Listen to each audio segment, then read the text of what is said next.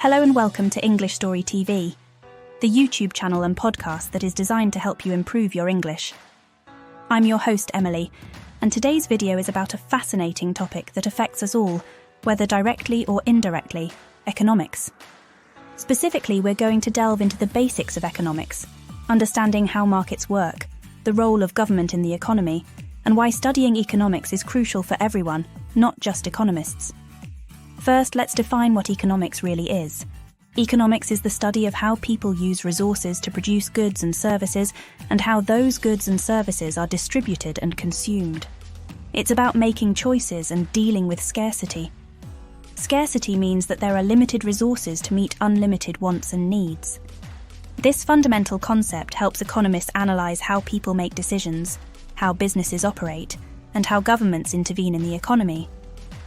Now let's break down the two main branches of economics: microeconomics and macroeconomics.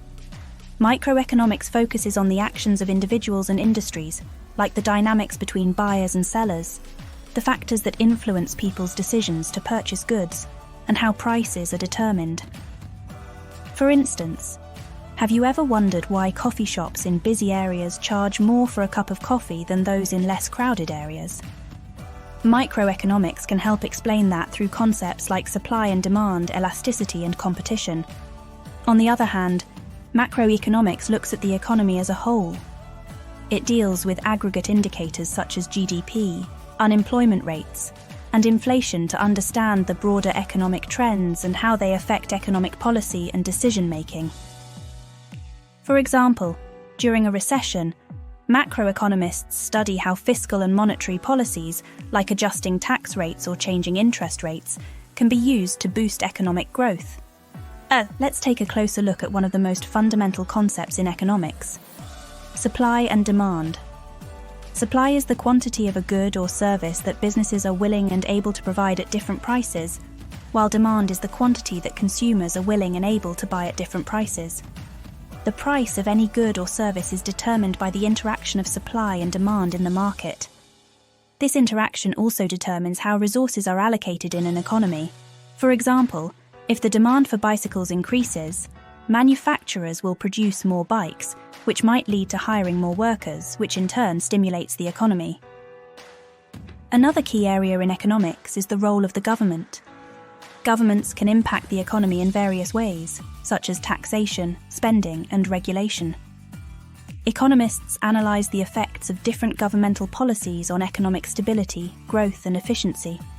For instance, when a government lowers taxes, people have more money to spend, which can boost economic activity. However, if taxes are too low, the government might not have enough revenue to maintain infrastructure or provide essential services, which can hurt the economy. Now, why should everyone learn about economics? Well, economics influences everything from what you pay for groceries to your employment prospects. Understanding basic economic principles can help you make informed decisions about your finances, career, and even your votes in elections. It can help you understand the news better, participate in debates about public policy, and engage with the world in a more meaningful way. Furthermore, studying economics provides valuable skills, such as critical thinking, problem-solving, and analytical skills. These skills are highly sought after in various careers, not just in economics, but also in business, law, government, and beyond. To wrap up, let's touch on a fascinating aspect of economics: behavioral economics. This field blends economics and psychology to understand how people actually behave, as opposed to how they are expected to behave. Behavioral economics examines why people might not act in their best interest and how their decisions are influenced by social norms, emotions, and other factors. This is particularly interesting because it challenges the traditional economic assumption that everyone acts rationally. Before we conclude, I want to emphasize that economics is not just about numbers and charts. It's about people. It's a tool for understanding how the world works, making informed decisions, and improving our society. So, whether you're a student, a professional, or simply a curious individual, understanding the basics of economics can be incredibly empowering. If you enjoyed today's video, please don't forget to like and subscribe. We'd love to hear your thoughts. Feel free to leave a comment down below, See you next time.